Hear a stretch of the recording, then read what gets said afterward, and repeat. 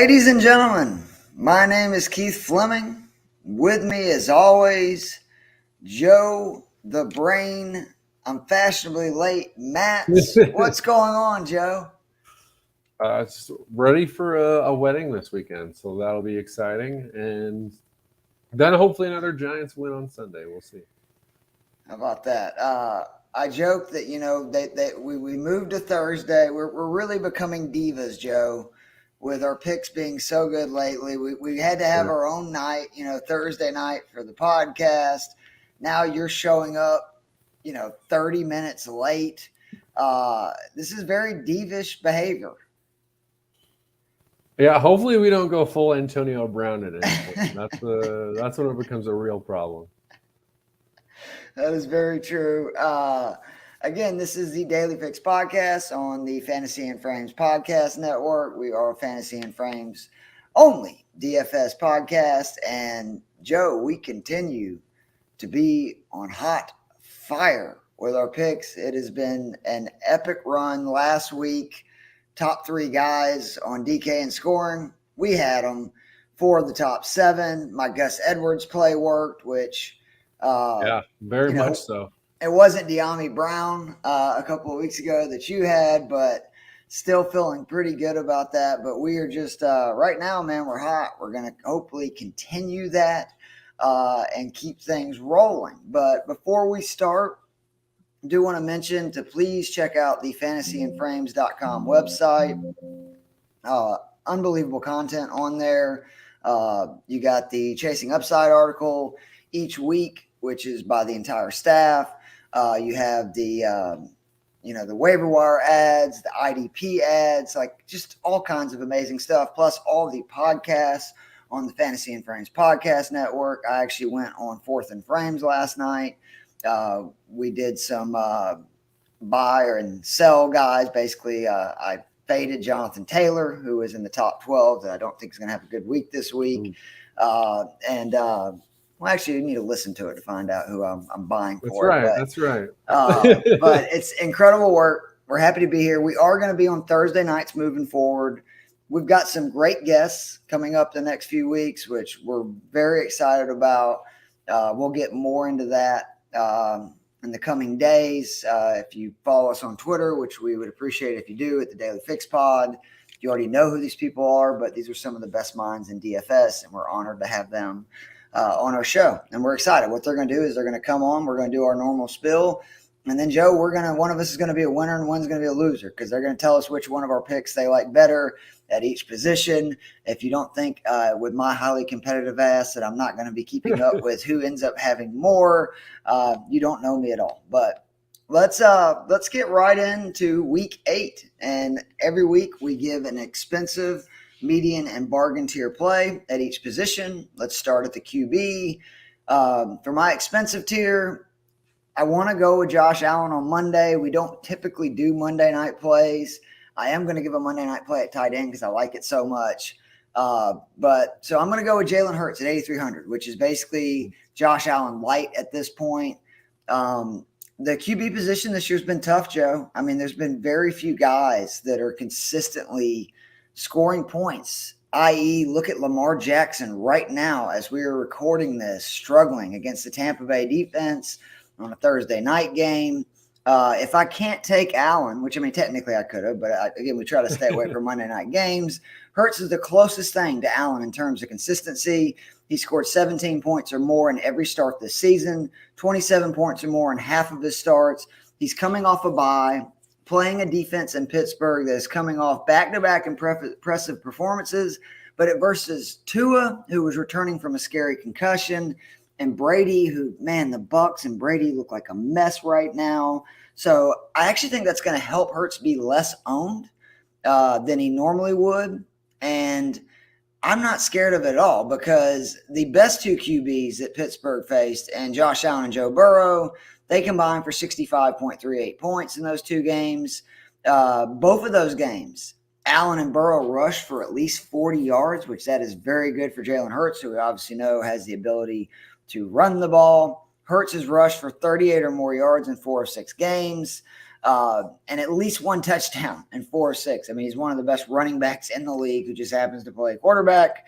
And I would rather spend the money on Hurts this week, who has such a high floor, than roll the dice with most of the other quarterback options this week, except for the guy that I'm going to talk about in the median, and also like your expensive tier play, who is kind of a median tier play.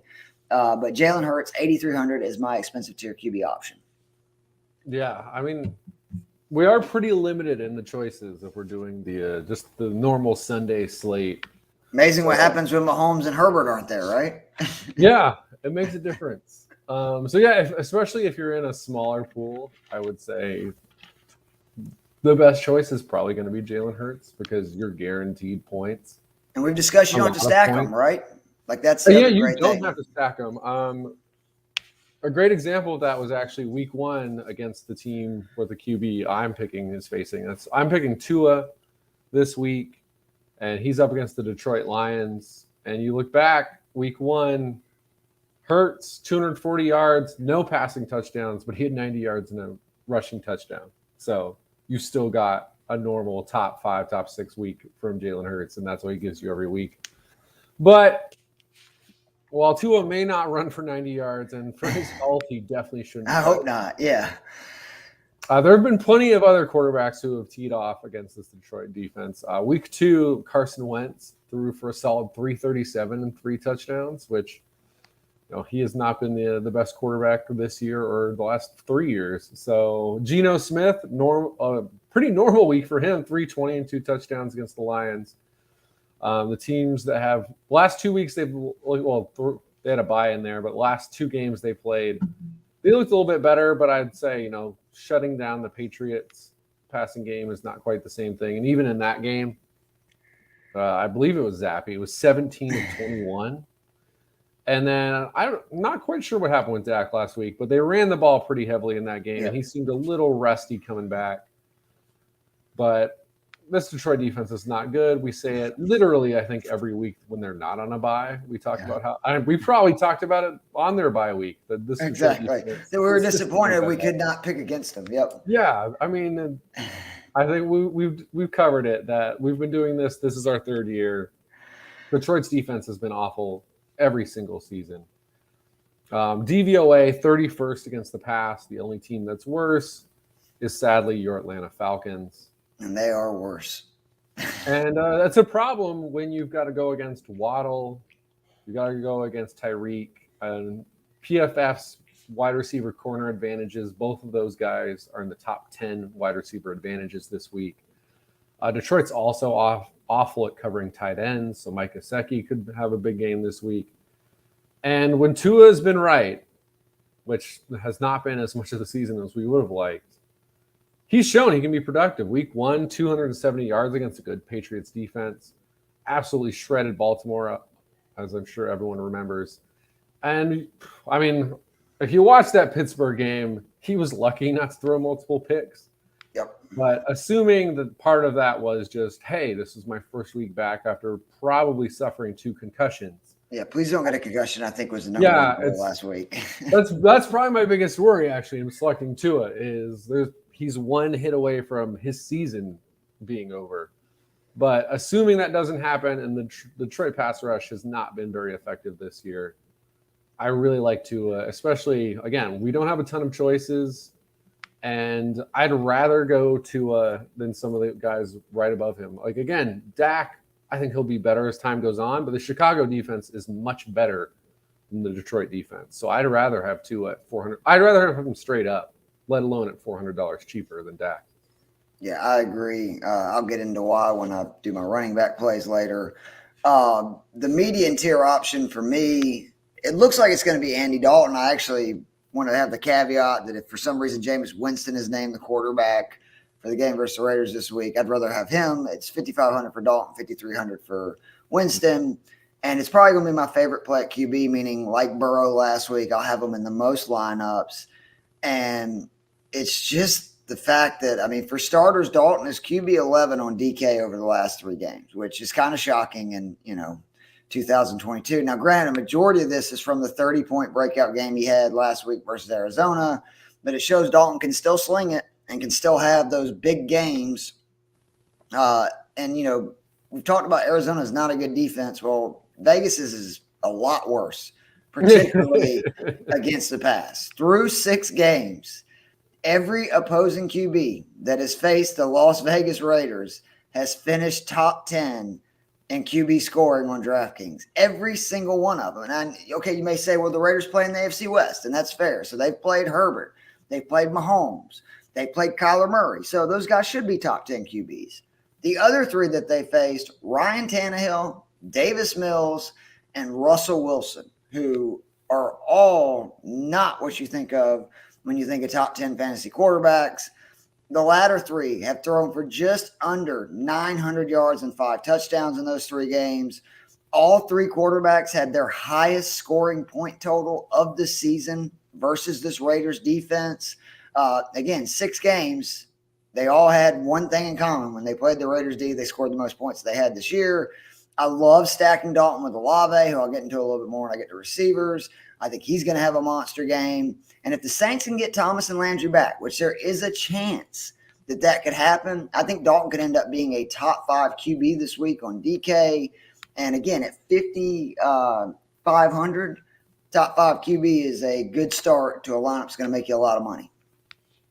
Yeah, I like that one a lot, I think that's the upside is there's a number of guys in this 55 to 6,000 range that I feel pretty good about, which is more helpful. Again, if you're in a thing with your buddies and it's 10 guys, just put in Jalen Hurts. But right, yeah. If you're trying to win, competing against thousands of people, I think Dalton is a great play. And obviously I think my own mid-tier guy is a great play. And I hope I'm right because it's my quarterback, Daniel Jones. Daddy Dimes. Who I'm angry at myself for not hyping him up last week. Yep. I'm mad at you. I didn't expect he'd run for 100 yards. But yeah, he had his best game of his career against Jacksonville last week. A defense that's largely played well this season. He put up 31 points. Seattle is not a defense that's largely played well this season. We've seen Jared Goff went off without Amon-Ra St. Brown. Yeah. Because and DeAndre Swift, right? We were all over TJ Hawkinson. We didn't realize he was going to almost have 200 receiving yards. Right. So 378, 4 touchdowns for him. Again, the Denver Broncos, not the most impressive offense this year. And while they didn't score a lot of points against Seattle, Russell Wilson threw for 340 yards in that game. So a couple 300-yard games. Last week, Justin Herbert fell just 7 yards short of that. He threw for a couple touchdowns. Obviously, of note, if we're talking about Daniel Jones, Kyler Murray ran for 100 yards only 2 weeks ago against the Seattle defense. So when you put all that together, and I also think Seattle is going to have a fairly successful game on offense. So I think Daniel Jones is going to have to do some stuff. I don't think they're just going to hand it off to Saquon Barkley every play. Wan'Dale Robinson is back. I talked about him last week. He gave us a 10-plus point game. That's great call. I think he only moves up from here.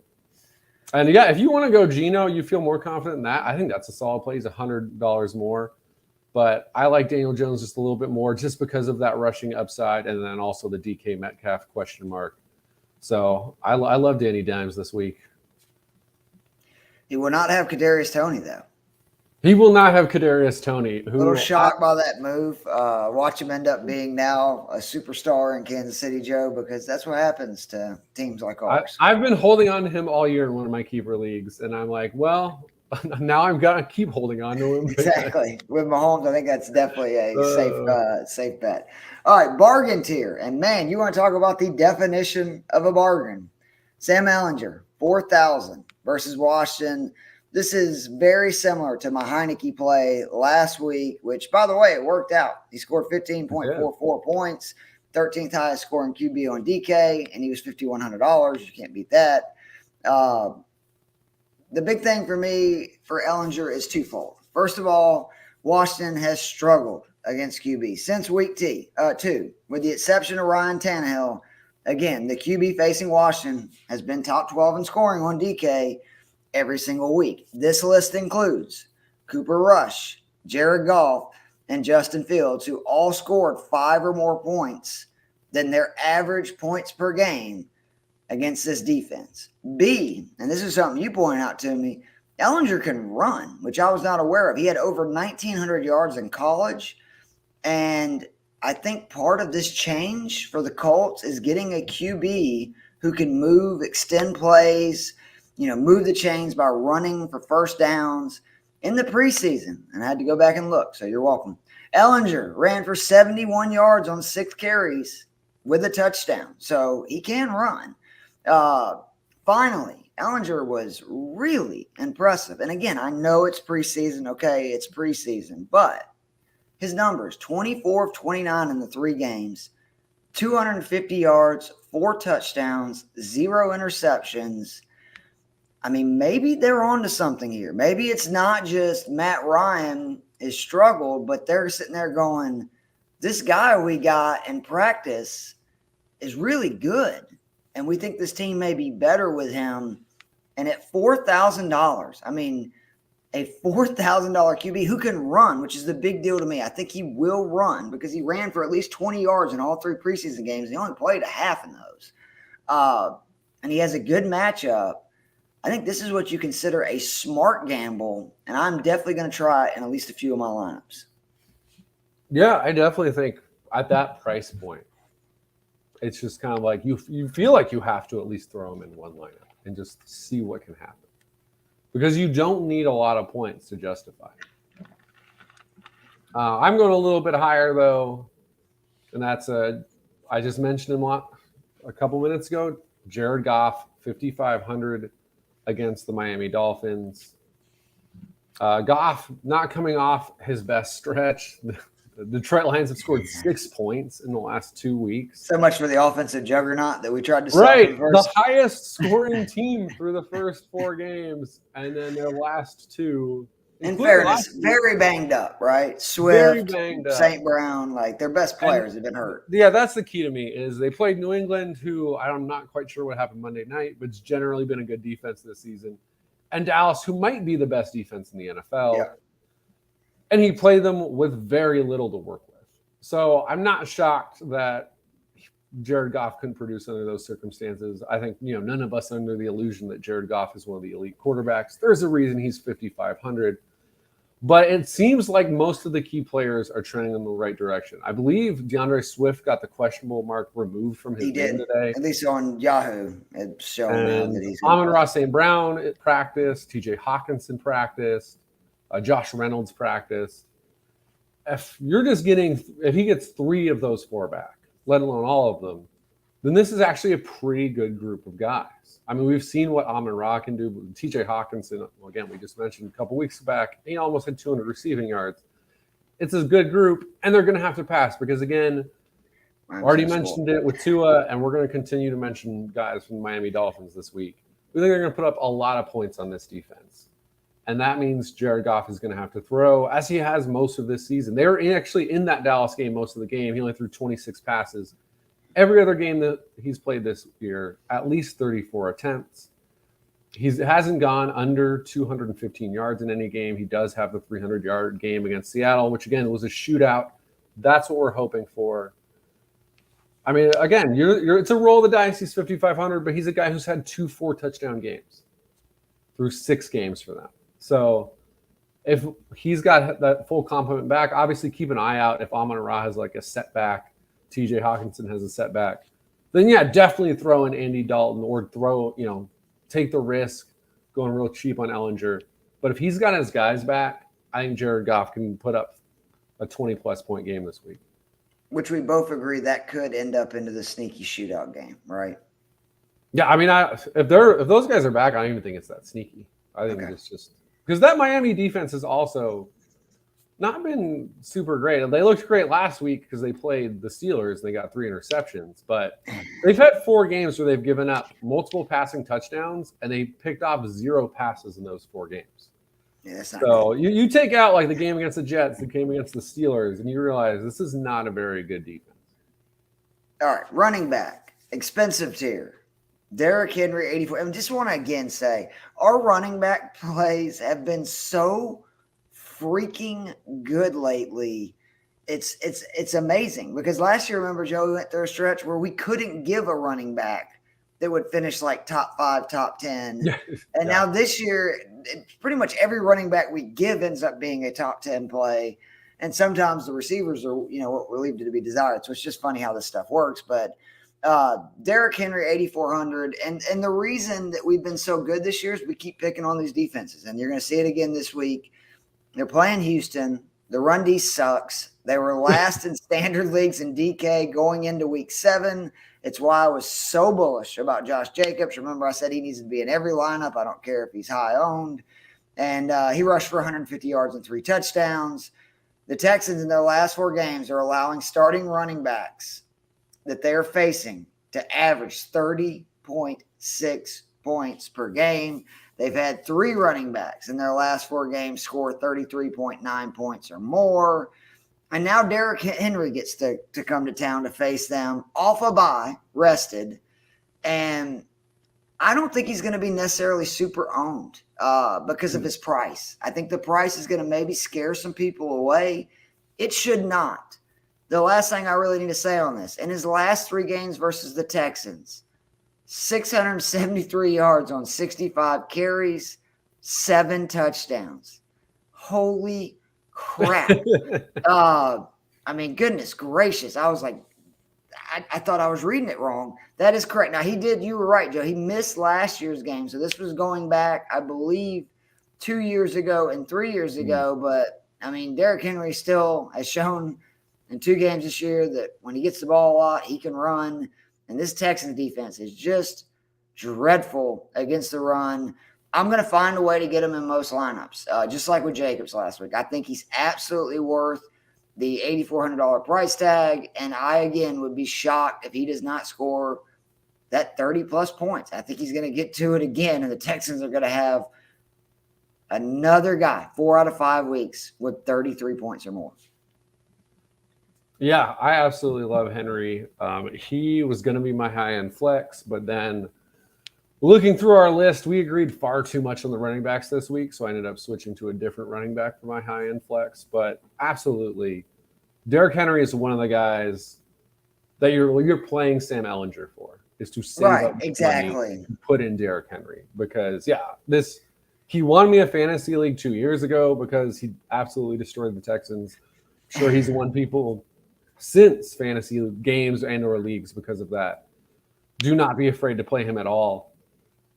My high end, which I guess we reversed our normal situation here, where my high end is your mid tier, which is interesting because normally I'm the one who's spending a lot of running back. You're right, and I hadn't been spending, but I will say that I'm doing so well with my running back picks that I'm just trusting my instincts. You're going to see that really I don't technically have a bargain play. I kind of have 2 median tier plays underneath Henry.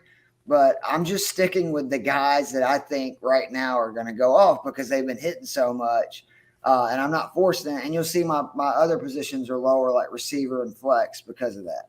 And I think that speaks to how strongly you, and I'd throw myself in there as well, feel about Derrick Henry this week. Yep. Is that this is outside what you've been doing the last month, and you're like, he's worth it. Yeah. But speaking of the guy that we once again both love, it's Kenneth Walker III. When a guy scores 31 points, when you hype him up, it's hard not to hype him up again. And there's just no reason not to. He's first in juke rate. He forces a missed tackle on 56% of his runs. Number 1 on breakaway run rate, which is what I talked about last week against the Chargers. We're awful about that. About basically 1 out of every 8 of Walker's runs goes for 15 or more yards. The guy is an insane runner. His yards created per touch per player profiler, 2nd in the NFL.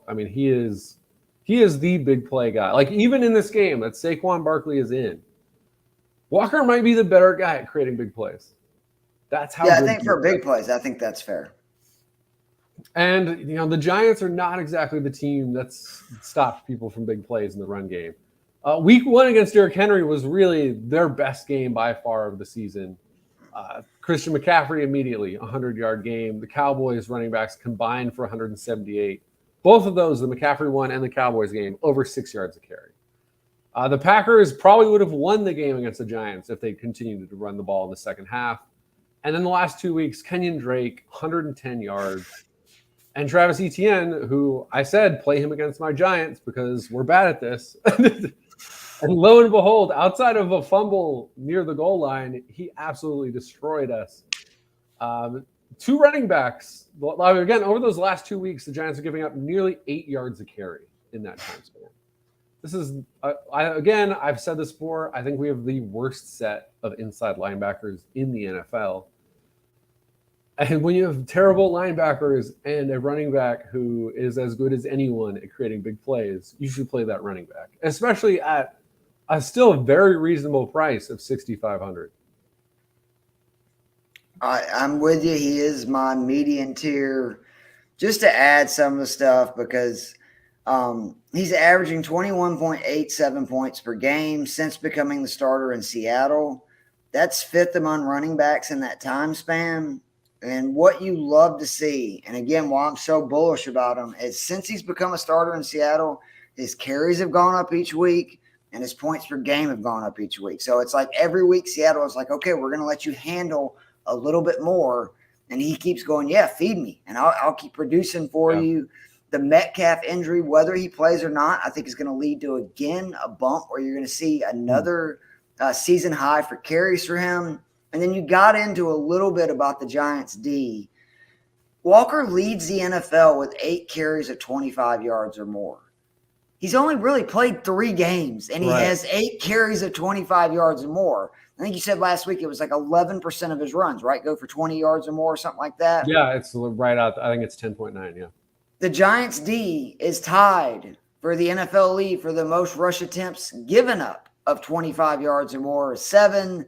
That is a good sign when you got a running back who in 3 games leads the NFL in yards or rush attempts of 25 yards or more, and he's playing a D that, again, has given up the most rush attempts of 25 yards or more.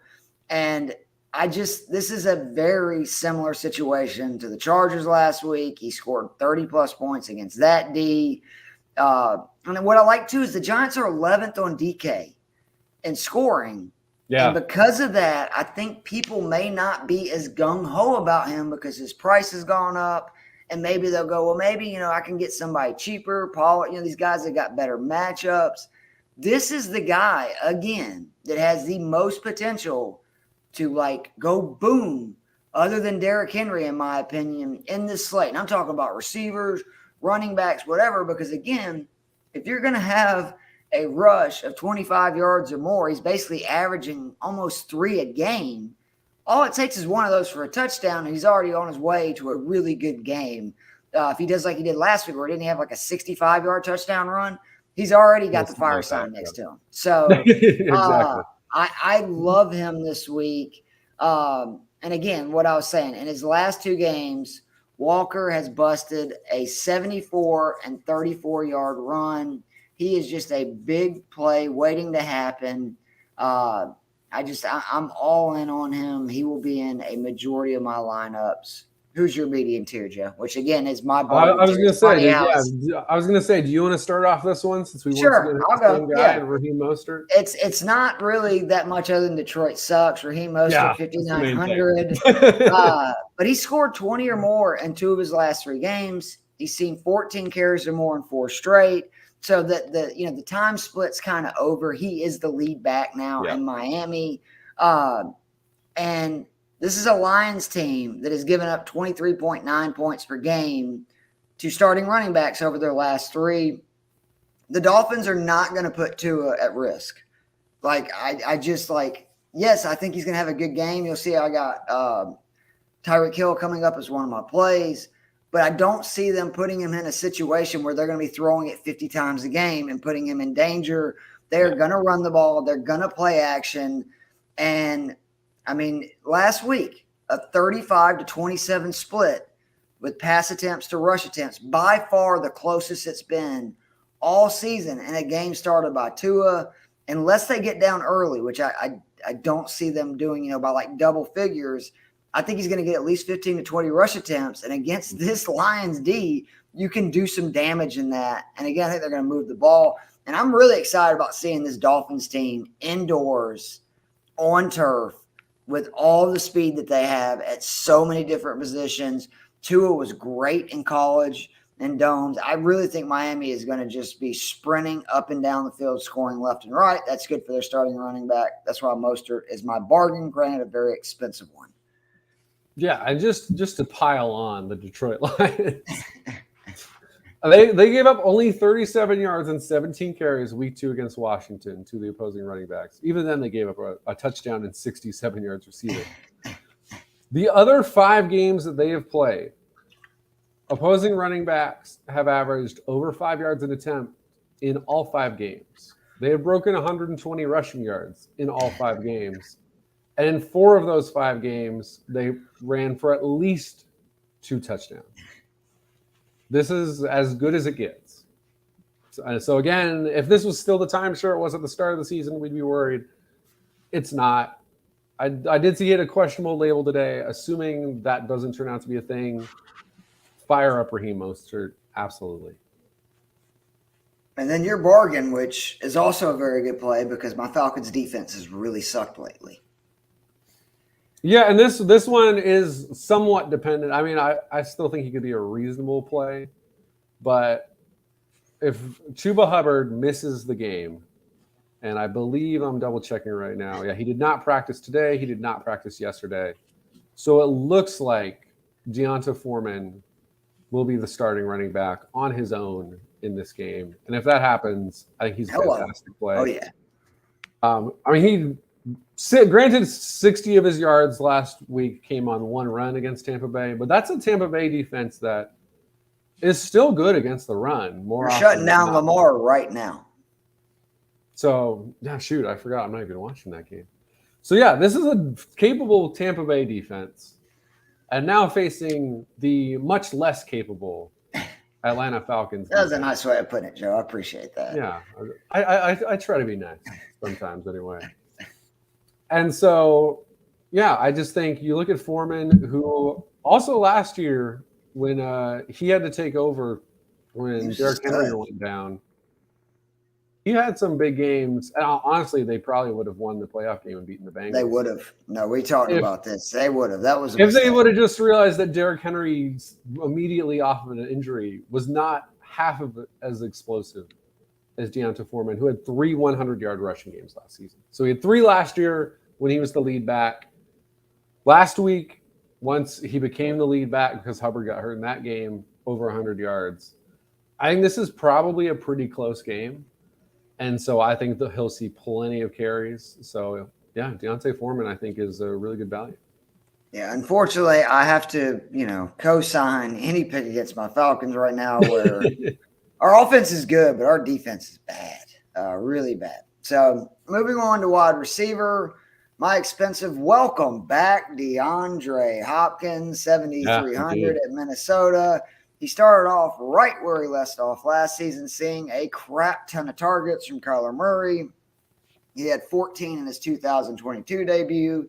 He had 13 in his last game of 2021. So the more things change, the more they stay the same. The Vikings are coming off a game where they just gave up 306 yards on 18 receptions to Jalen Waddle and Tyreek Hill.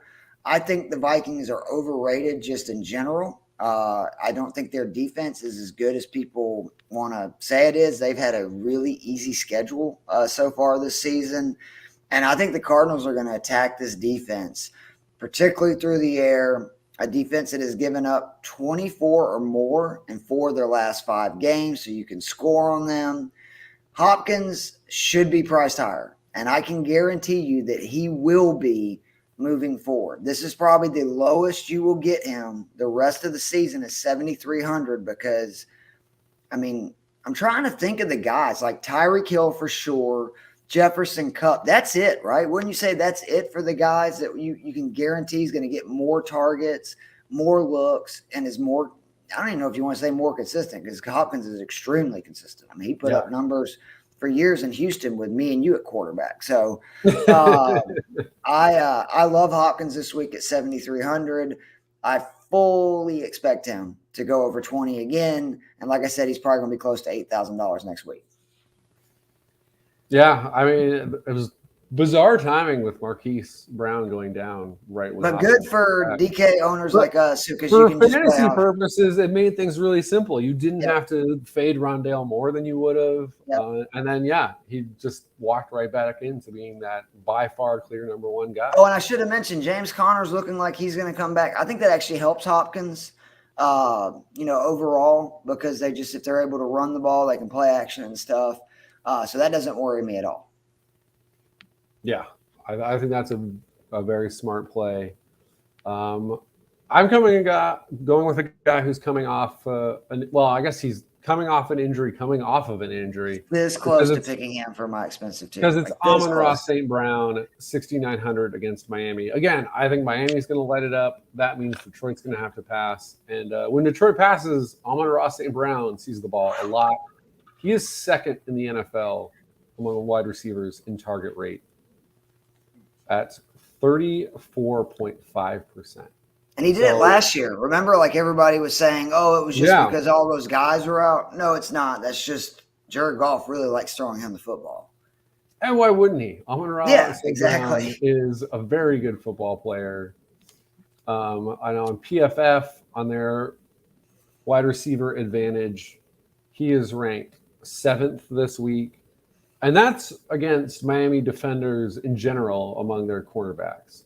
Keep in mind, Amon-Ra St. Brown plays primarily out of the slot.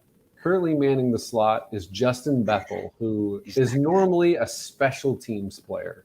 It's not good. And he's 32 years old. So if you want a special teams player who's 32 years old covering Amon-Ra St. Brown, Godspeed. And even how old are you, Joe? Maybe we can get you to guard Amon. I am literally 32 years old. There you go. So, see, we'll just get you to go out there and guard him.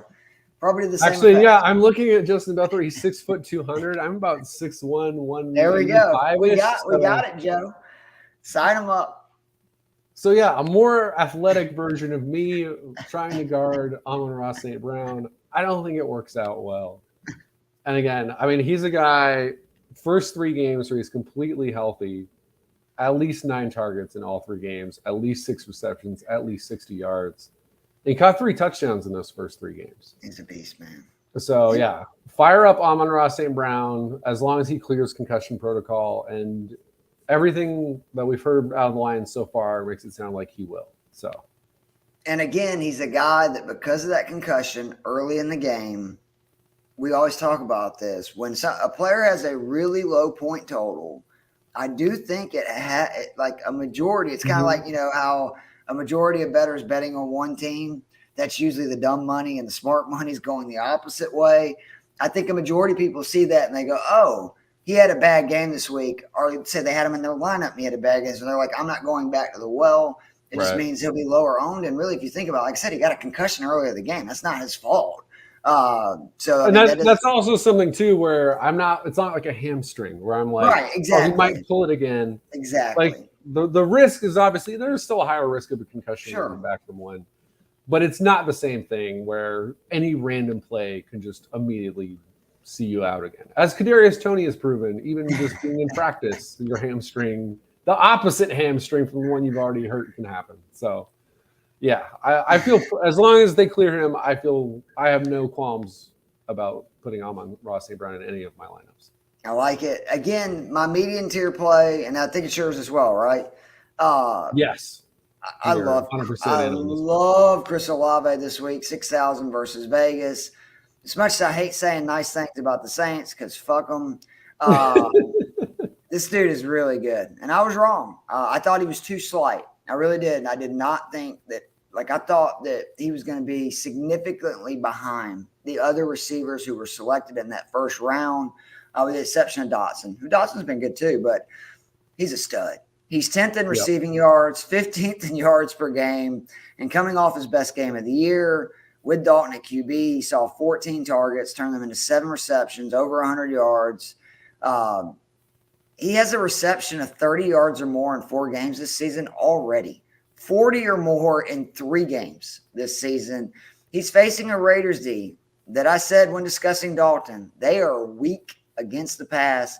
In 6 games, the Raiders have allowed 19 different receivers to catch a pass of 20 yards or more.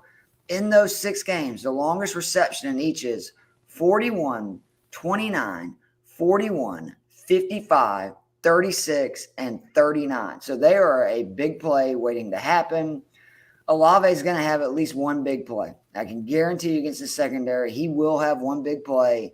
And I would not be surprised if he again surpasses 100 yards for the second straight week. And we even see his first multi-touchdown game, because I do think the Raiders are going to score on the Saints. The Raiders' offense is starting to look really good behind Josh Jacobs, who is just a beast right now. Yeah.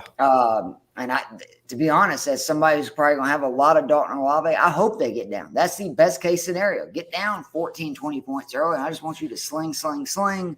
But I love Chris Olave, 6,000, probably my favorite receiver play this week.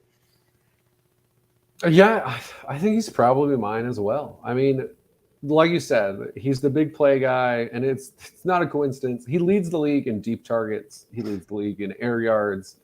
He leads the league in air yard share. So just even within this Saints offense, they know he gets 42% of their air yards. That's insane. That's an absolutely absurd number.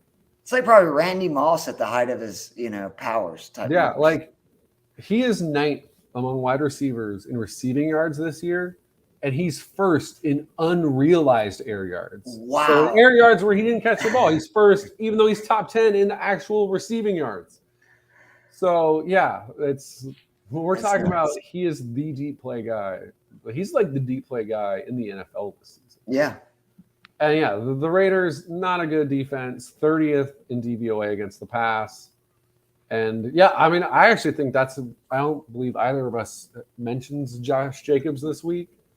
But, I mean, I don't know that you can go wrong with Josh Jacobs right now.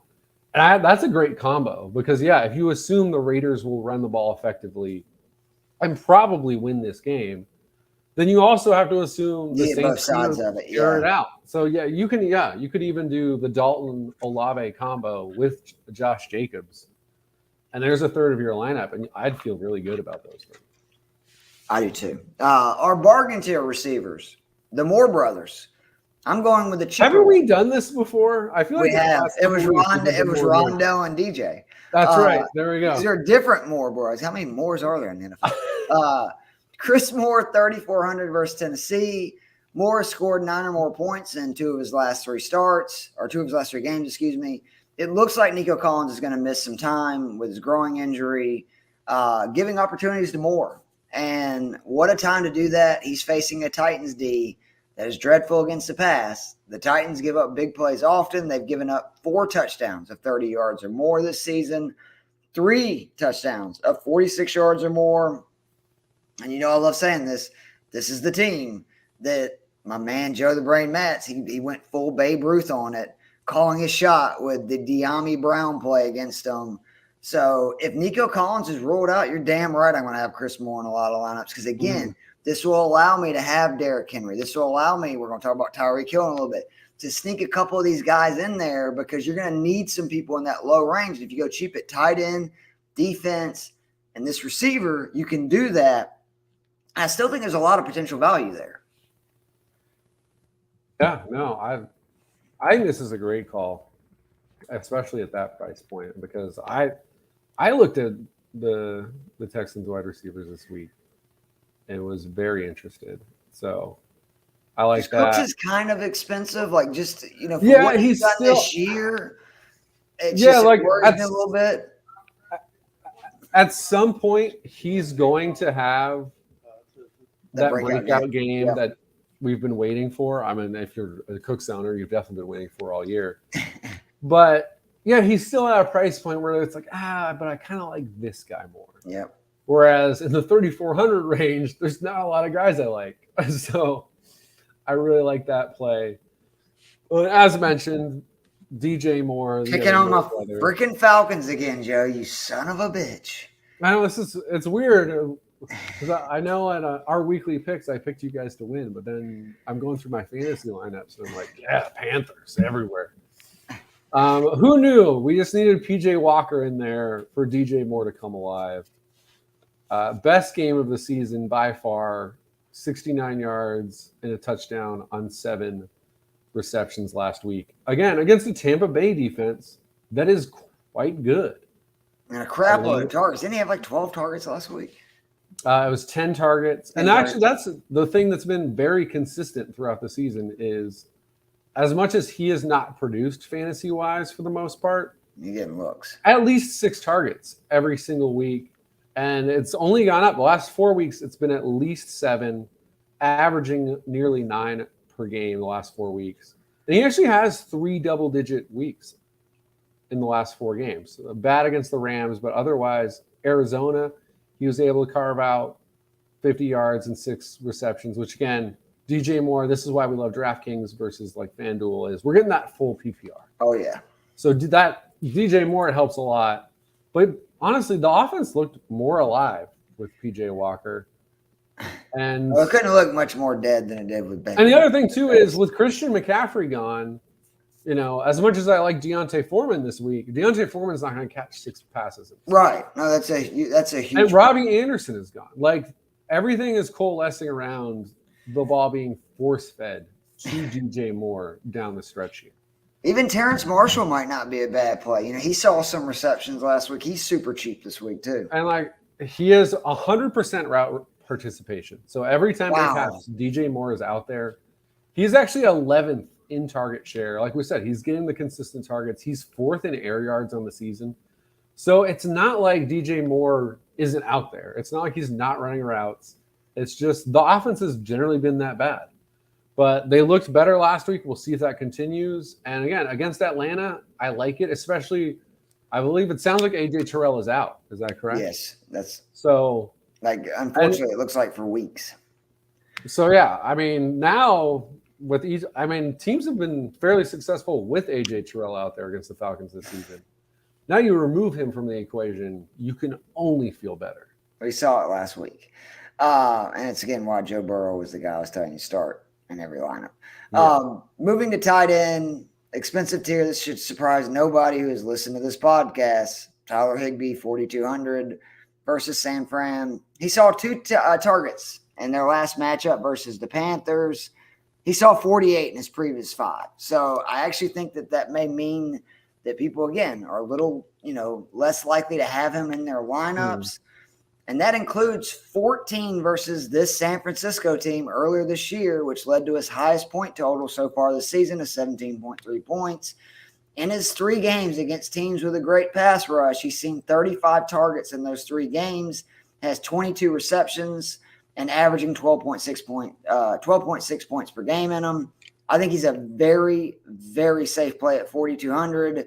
He's going to see a ton of targets again. Bosa's return for the Niners, which means they're going to have that pass rush going. And again, he's going to get rid of the ball quickly. I love Higbee at 4,200. I don't even hate him as a flex play. He's going to have a touchdown one of these weeks. And when he does, he's going to have a 20-point game because his floor is so high. And yeah, and I think we like it even more this week because he didn't do anything last week. Yep. And that's really the only week where he hasn't given you at least tight end numbers that you're like, I can live with that because it's the tight end position. My high tier is Zach Ertz, 5,100 against Minnesota. Ertz has been another guy, very consistent. He's also coming off kind of his one real misfire of a week, only 2 receptions for 21 yards against New Orleans. Every single other week, he has broken 10 points on DraftKings. And again, a big part of that is he just sees consistent targets. Excluding last week, you go the previous 5 games, at least 6 targets in all of them. But even the 6 target game is an outlier. He had 10 or more targets in 4 of the other 5 games. So 4 of his last 6 games, he's hit 10 targets. And playing against Minnesota, again, you talked about it, where this defense is not as good as maybe some people have in their minds. I saw a thing where it was in EPA per play, whether it's offense or defense, rushing or passing, they're between like 12 and 15. So just across the board, Minnesota's okay. It's a pretty good. I'm not going to get psyched out by okay to pretty good when I've got a guy who has a very good chance in any given week to see 10 plus targets. So yeah, I say fire up Jack Ertz. And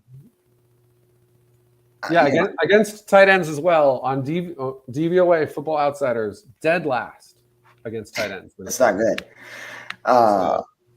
And that was your median, correct?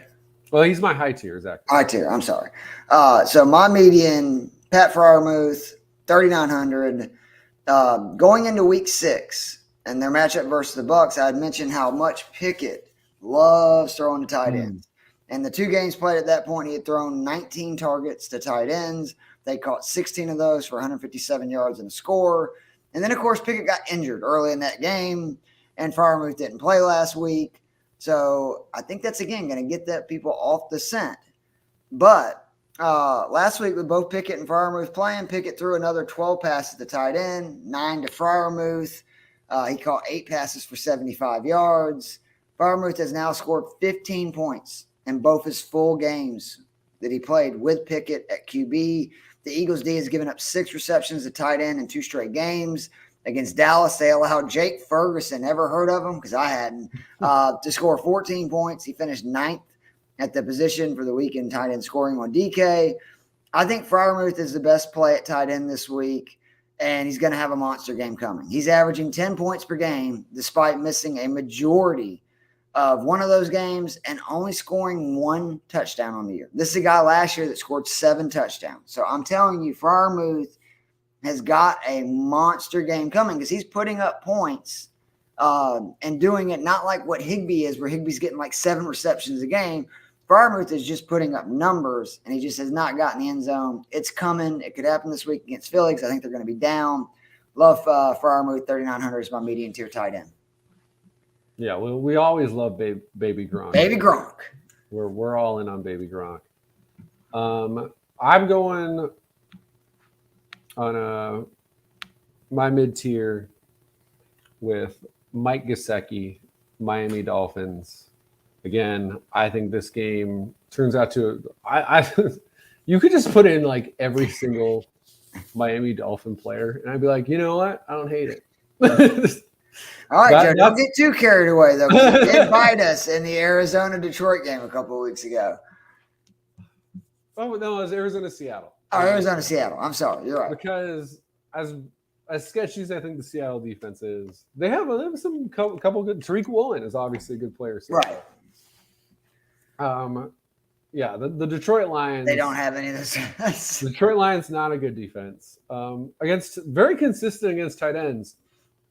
Between 52 and 79 yards given up to tight ends. Every single consistently bad, you're saying. Yeah, like obviously, like, hey, that's exciting that they haven't given up 100 yards to tight ends yet in a game. Like, good on you. But again, if you're consistently giving up that 50 yards, those 4 or 5 receptions, great.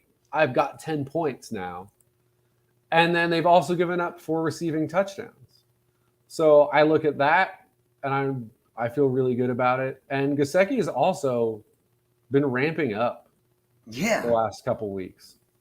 The yardage, not always there, but 7 targets in his last 2 games. Again, what I like about it is he only had 5.7 points last week, so people aren't going to be all in. Got to get Mike Gesicki in the lineup. Right. But a guy coming off a 7-target game is heavily involved. The week before that, Minnesota, 24.9 points, which again – like Zach Ertz against Minnesota. But, yeah, I think you can just fire up. Like, again, I really like Tua. I think you can go either of the receivers, Gesicki, multiple of those guys, and you can feel great. And you can also not – with Gesicki, you're not spending a lot of money because he's only $3,800. So he really gives you a little more freedom. Speaking of freedom, we normally do not do Monday night plays. I got to include it. That's my bargain. Harrison Bryant, 2,500 versus Cincy. I mean, this is juicy. And Tyler Hill deserves all the credit in the world for pointing this out last night on Fourth and Frames. And I'm like, I'm stealing it. Like, literally, I was writing down notes as he was going through it. Tyler is a Browns fan. And for those that don't know, he was the one that let me know the Browns were horrible against the run going into the Falcons game, which nobody knew at that point. And over the next 3 games, they gave up like almost 500 yards and 6 touchdowns. So Tyler knows what he's talking about when it comes to the Browns. Njoku is out. And literally Harrison Bryant is the only pass-catching tight end that is going to be healthy Monday in a game that I think we can, all agree since he's going to score points. So they're going to be throwing. And, I mean, since he has had 3 times they've allowed a tight end to finish top 5 at the position early in this season. And Bryant, again, the only healthy pass-catching back coming in this game. Since then, tight ends have seen 65 targets through 7 games in this Cleveland offense. That's 28% of the pass attempts by Jacoby Brissett at QB. It's rare you will ever see someone at this price that's going to be that involved in the passing game. And again, I think the Browns will be down and throwing a lot. I love Harrison Bryant. I love him so much. I am literally doing a few Sunday to Monday lineups just so I can put him in it. And what it obviously allows me to do with Henry and Hill and other guys. But Harrison Bryant, 2,500. I'm saying now, I guarantee he's going to get 10 or more points. Ooh, I like it. Bold. But yeah, I mean, again, the great thing is, even if you turn out to be wrong about that, you lost 2,500. Right. Like, and tight end's such a crap show anyway. Right. Like, he literally catches a touchdown and it's justified immediately because you have 7 points. We were talking about this on Fourth and Frames. It's so touchdown dependent if you're not Mark Andrews or Travis Kelce. Yeah. Yeah, that you're automatically a top 10 tight end of the week if you catch a touchdown. Irv Smith is my lower tier, quite a bit higher than love his matchup, though. 3,500. Yeah, I definitely love the matchup. First with Irv, though, at least leaving out week 1, at least 4 where he barely played because he had missed most of the preseason. I thought he didn't play at all. No, he did. I think it was like 15% of the snaps or something. He had 2 targets, no receptions. Since then, though, at least 4 targets in every single game. 2 games where he's broken 10 points. Lo and behold, it's the 2 games where he got touchdowns. He is tied for 10th in red zone targets among tight ends, so they do look for him there. And the real interesting stat on Player Profiler was target separation. So that's how far away you are from the assigned defender when you catch the pass. He is 4th in yardage between him and the nearest defender among tight ends when the pass gets there. So this is a guy who can create separation. And you honestly don't have to work too hard to create separation against Arizona when you are a tight end. Arizona, great job last week against the Saints tight ends. Gave up their fewest yards on the year to tight ends, only 35 yards. Only problem was they gave up 3 touchdowns as well to the tight ends. So slight issue there. They have been awful. 77 yards per game allowed to tight ends. This is quite simply the worst. Give or take Seattle, who, if Bellinger was healthy, I would be all in on him this week. Right. Arizona is as bad as it gets against tight ends. And, early on in the season, I was like, maybe part of it was the week 1 issue of having to face Travis Kelce, and that's inflated things. But it's been consistent outside of Tommy Tremble, who I believe scored 8 points against the Cardinals. They're a feeder system for double-digit tight end games. So have no hesitation throwing in Irv Smith. Completely co-sign on that. I think we had talked about before the Harrison Bryant info that was going to be my play because, again, there's not a better defense to pick on when you're talking about tight ends. Moving on to the flex, we talked about how much we like Miami this week against Detroit. Tyreek Hill, 8,500. I mean, what a year for Hill. What a, I was a big part of everything that happened in Kansas City, and he just continues to show it. He's seen 49 targets in his last 4 games, which is just ridiculous. 13 or more in 3 of 4. He's averaging almost 20 points per game in that span. He's in the midst of one of me and my Joe's favorite trends, Joe, the every other week game. Yes. He's had a big game every other week. I know that there's no rhyme or reason for this, and we are very analytical, stat-driven guys, but we love it, man. I love it when a dude's doing this. He scored 28 or more in even week games, and he hadn't done quite so well in odds. Well, guess what? It's an even week game this week. So, like I said, he scored 28.9 or more in the even games of week 2, 4, and 6. And I feel this trend will continue because he's playing the Lions. 10 receivers have scored 10 or more points versus this Lions defense. 7 receivers on DraftKings have scored 18 or more points versus this Lions defense. And again, I cannot wait to see Waddle, Hill, Tua, those backs, Gesicki, a very fast team indoors on turf. I think they're going to be absolutely electric. And, of course, I expect Tyreek to have a monster game. Yeah, I mean, like I said earlier, I don't think there's a Seattle. Well, I don't know who even is the third wide receiver in Seattle, but out of the normal like starting players, or for not Seattle, for Miami. Detroit. Oh, I'm sorry. Yeah, for Miami. Yeah, I don't think there's a run play. Like full throttle, Miami. Let's go. If they don't score 30 points as a team, I'll be disappointed in the Miami Dolphins this week. I mean, who does Detroit have that it can even try to cover Tyreek Hill? I mean, Okuda's the only guy that could try to cover either of their wide receivers. And even he, after like a semi-impressive start early on, seems to be fading back to who he has been previously in his NFL. The disappointment. Yeah, sadly for Detroit, the disappointment. So, yeah, I'm with you. Love Tyreek. Another guy I love every single week, Saquon Barkley. Again, I like Derrick Henry more overall, but Saquon's still, for whatever reason, never quite as the most expensive running back. 300 less, right? This week, is that right? That's exactly right. And week 2 against Carolina, only 11.8. Every other week, at least 18.5. Now, he hasn't had quite the huge explosion since week 1 where he put 36 on Tennessee. But it's just consistent. Every single week, 5 straight games, at least 70 rushing yards. Unsurprisingly, multiple receptions in every one of those games. I mean, Saquon is as do-it-all of a running back as there is. I mean, he leads the NFL in carries. He leads the NFL in snap share for running backs. He's 3rd in the NFL in red zone touches. Like, Saquon is back to being the Saquon who is just incredible week in, week out. And I do not think the Seattle Seahawks are the defense that stops that. Which was a great call by you preseason, because you did call that all through the summer, that you thought Saquon was a top 5 back this year. He was going way too late in drafts.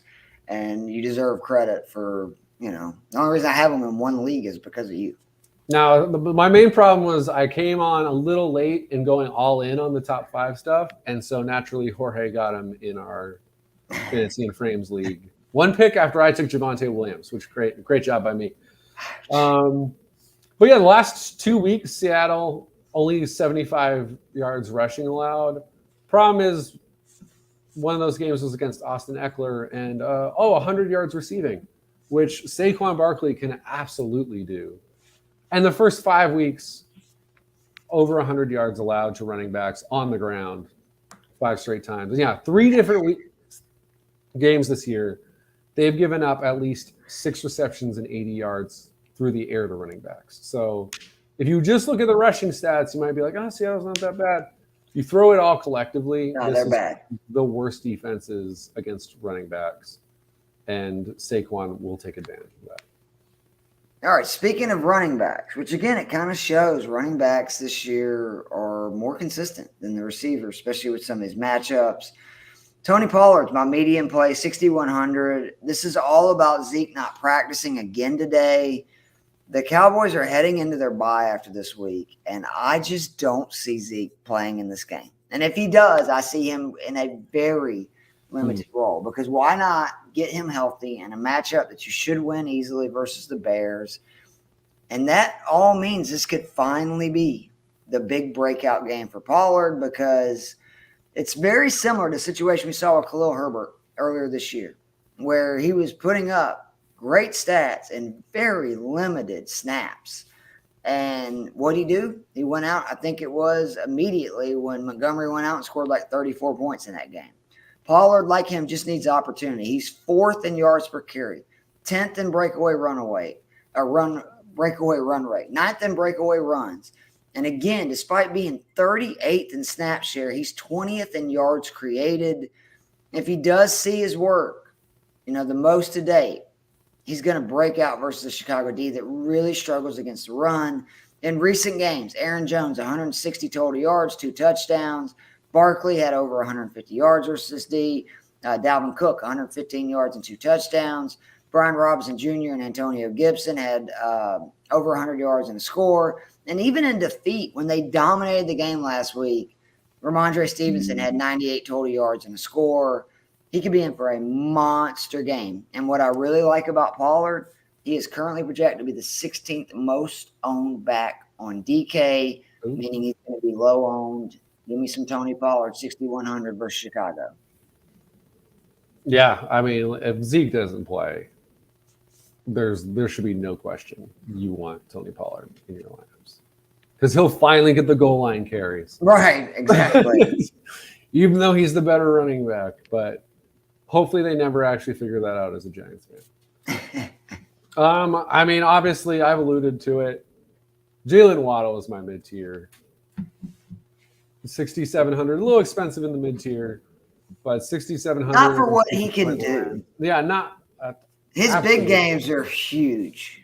5th in the NFL in yards per route run, 6th in yards per target. I mean, it's no secret. I mean, his speed is blinding. The only guy who might be faster is probably Tyreek Hill. The only 2 games he had where he finished with less than 12 points this year, the Cincinnati game where Tua got hurt, and the following week against the Jets when Teddy Bridgewater got knocked out of the game. And Sauce was on him a lot of that game. Sauce is good, man. Right, and also Jets and Bengals, good defenses with some good corners. So, yeah, when he's not facing elite corners and he has a healthy quarterback, again, 12 has been the floor. And he has a 43-point game against Baltimore. And again, you just look at this Lions group. It does not fill you with any confidence if you're rooting for the Lions. Their cornerbacks, absolute disaster. Owearie, whose name I end up pronouncing every single season and then naturally mispronouncing. He has been truly awful this season. Lowest graded cornerback on PFF this year. And again, Okudah, great start, had a good game against Justin Jefferson, has really slowed down. And like I said, just pick your 3 favorite Dolphins this week. Plug them in. We've named every single guy. So I like it. Bargain tier. And again, I try to do this. I gave Derrick Henry. I gave Tyreek Hill. I'm not an idiot. I understand. I gave Jalen Hurts. Those guys are like $26,000 combined. That's why I gave you a tight end that's $2,500. I've now given you 2 receivers that are $3,400 or less. The second is Van Jefferson versus San Francisco. This is all about the price and the fact that the Rams are desperate for another receiving option other than Cooper Kupp and Tyler Higbee, to be fair. Van Jefferson appears to be on track. He'll be back this week. He's coming off a rookie season where he was 20th in touchdowns, 36th in receiving yards, 6th in yards per reception, and 16th in red zone targets. And due to the injuries, the defense is not what it once was in San Francisco. Last week, the Chiefs duo of Scantling and Schuster combined for 10 catches for 235 yards and a touchdown. And Marcus Mariota, the week before, he only threw 1 incompletion and 2 touchdowns, actually scored 3 total. And we've hit some cheap plays the last few weeks, including obviously De'Ami Brown, Joe's great call, my call of Gus Edwards last week. I think that they're going to continue this week. I really think that either Jefferson or Moore end up scoring 15 or more points. And I'm going to be talking shit next week about how smart we are. What do you got for your bargain tier, Joe? This is mostly just a bet on talent and opportunity because I think the actual matchup is a little difficult. But Garrett Wilson, 4,200 against the New England Patriots. Now, I will say one of the upsides for him matchup-wise is, though, that Jonathan Jones is playing out of his mind at cornerback for the New England Patriots this year. Whatever J.C. Jackson had skill-wise seemed to have been left in New England for Jonathan Jones to take over. He is 7th in coverage grade on PFF. He's playing fantastic.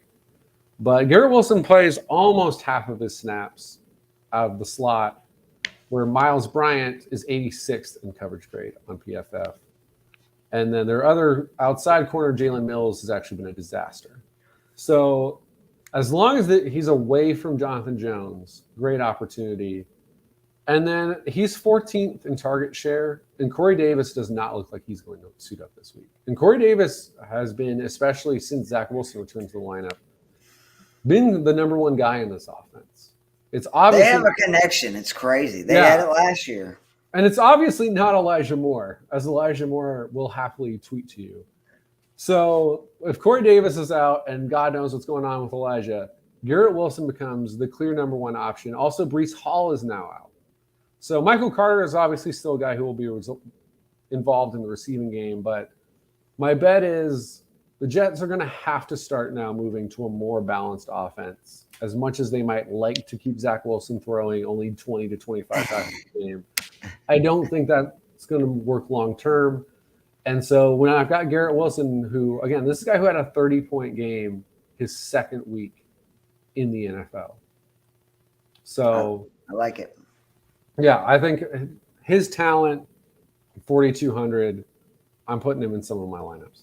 No, I do, especially because, again, they're going to have to throw. Like, it's not going to be like in the previous weeks. All right, defenses. Again, I don't ever spend a lot on defenses.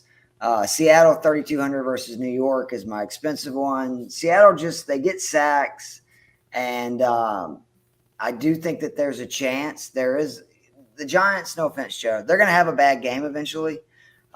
They've been almost perfect offensively. I mean, really, when you look at it, the way that they're scoring, shockingly good. Yeah, and it's just, I hate to say it, there's a chance that could be. So I'll probably put Seattle in a few lineups.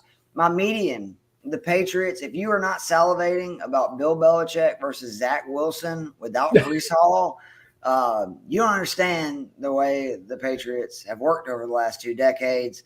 And then give me Washington on the other end. I probably might even do it in some of the lineups with Ellinger in there and just be like, screw it.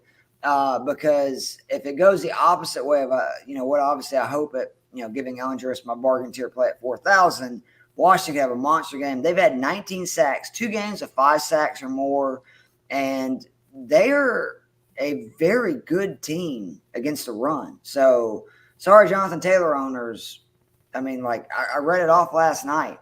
The list of guys that have had 3.5 yards per carry or less is some of the best backs in the league versus Washington defense. So those are my 3 defenses. Who you got, Joe?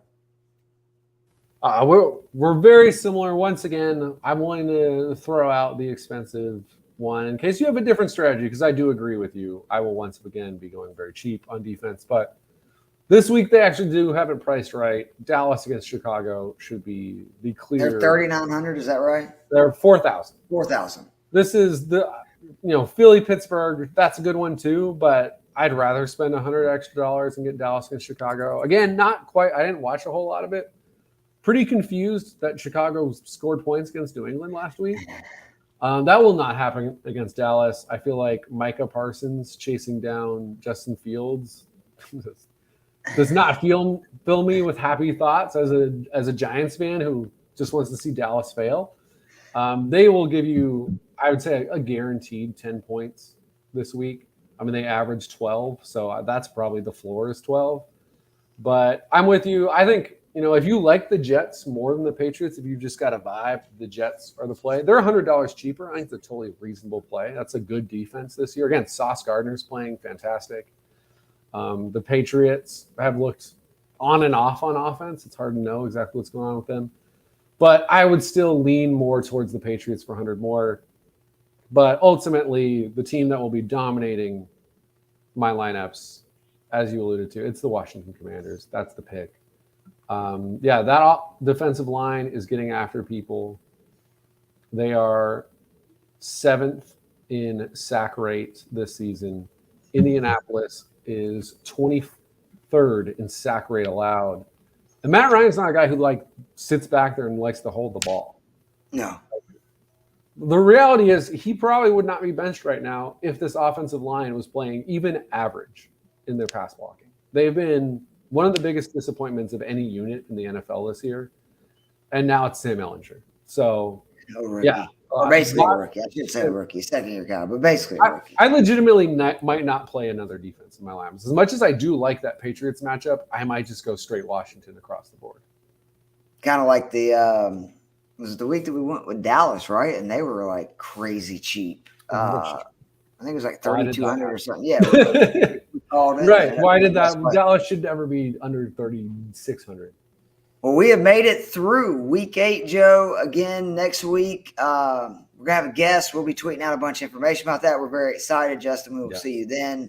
But for Keith Fleming, Joe the Brain Matz, this has been the Daily Fix, the Daily Fix podcast, the Fantasy and Frames only DFS podcast. We will see you guys soon.